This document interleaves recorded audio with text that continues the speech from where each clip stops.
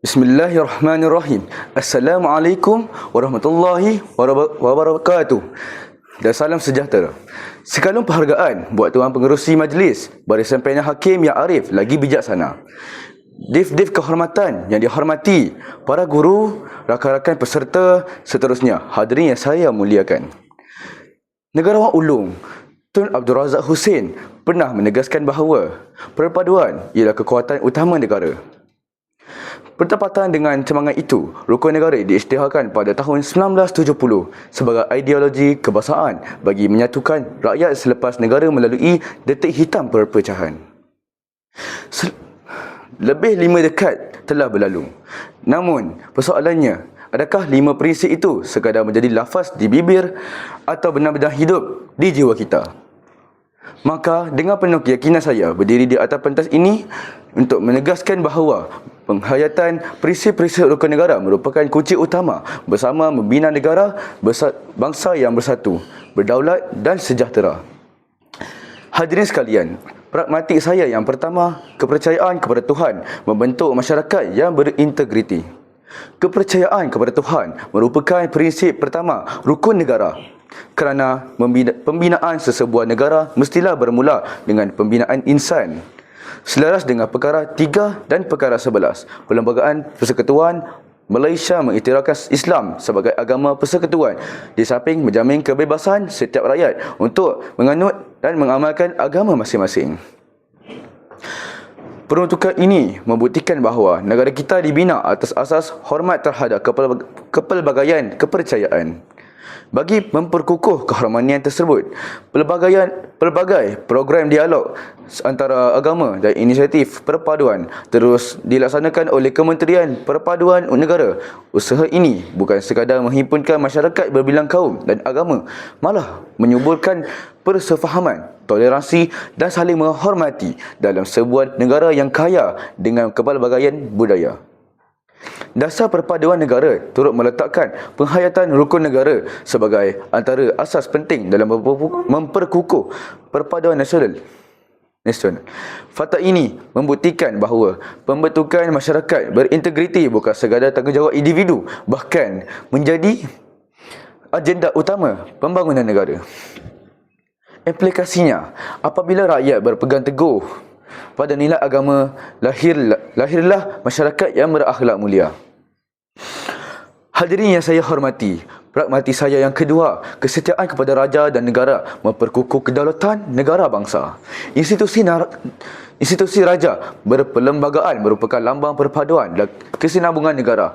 Selaras dengan perkara 32, Perlembagaan Persekutuan yang di-Pertua Agong ialah ketua utama negara yang menaungi seluruh rakyat Malaysia tanpa mengira kaum, agama dan keturunan.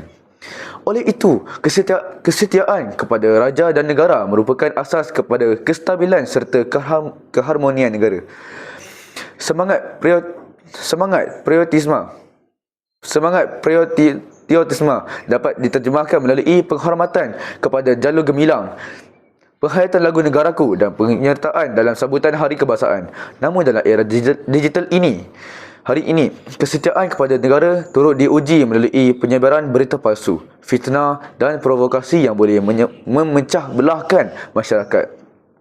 Sebagai generasi madani, kita tidak boleh menjadi penyebar kebencian, sebaliknya menjadi penyebar kebenaran. Pelbagai program kenegaraan yang dilaksanakan oleh Jabatan Perpaduan Negara dan Integrasi Nasional terus menyemarakkan semangat cintakan negara dalam kalangan generasi muda. Program-program ini membuktikan bahawa patriotisme bukan sekadar semangat bermusim ketika bulan kemerdekaan, tetapi nilai yang perlu disemai sepanjang hayat. Kesannya, lahirlah rakyat yang menghargai keamanan, mempertahankan kedaulatan negara dan sanggup berbakti demi tanah air tercinta. Hadirin sekalian, pragmatik saya yang ketiga, kesopanan dan kesusilaan menyemai keharmonian masyarakat majmuk. Kemajuan sesebuah negara tidak hanya diukur melalui pencakar langit yang menjulang tinggi atau teknologi yang semakin canggih, tetapi turut diukur melalui akhlak rakyatnya. Hari ini, media sosial membuka ruang komunikasi tanpa sepadan. Namun, di sebalik manfaat tersebut, kita masih berdepan dengan isu buli cyber, penghinaan, fitnah dan ucapan kebencian yang mampu meretakkan hubungan sesama masyarakat. Situasi ini sesuai seperti peribahasa Melayu, kerana pulut santai binasa, kerana mulut badan binasa. Oleh itu, setiap patah perkataan yang kita ungkapkan mestilah mencerminkan adab dan nilai murni.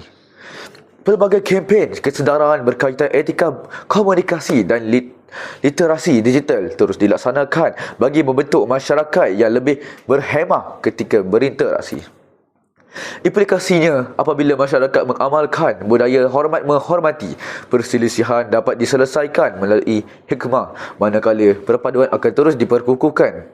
Jelaslah bahawa kesopanan dan kesusilaan merupakan jambatan yang menghubungkan kepelbagaian rakyat ke arah pembinaan sebuah negara bangsa yang aman dan harmoni.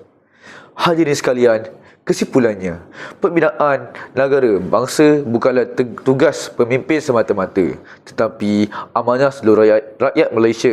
Kepercayaan kepada Tuhan melahirkan rakyat yang berintegriti, kesetiaan kepada raja dan negara, mempertahankan kedaulatan tanah air, manakala kesopanan dan kesusilaan menyatukan masyarakat yang berbilang bangsa dan budaya. Marilah kita menjadikan rukun negara bukan sekadar ikrar yang dilafazkan pada setiap perhimpunan, tetapi kompas yang membantu setiap tindakan kita. Andai prinsip-prinsip ini terus subur dalam jiwa rakyat, saya yakin Malaysia bukan sahaja akan dikenali sebagai sebuah negara yang maju, malah sebagai sebuah negara bangsa yang bersatu, berakhlak dan disegani dunia. Sekian, wabillahi taufiq wal hidayah. Wassalamualaikum warahmatullahi wabarakatuh.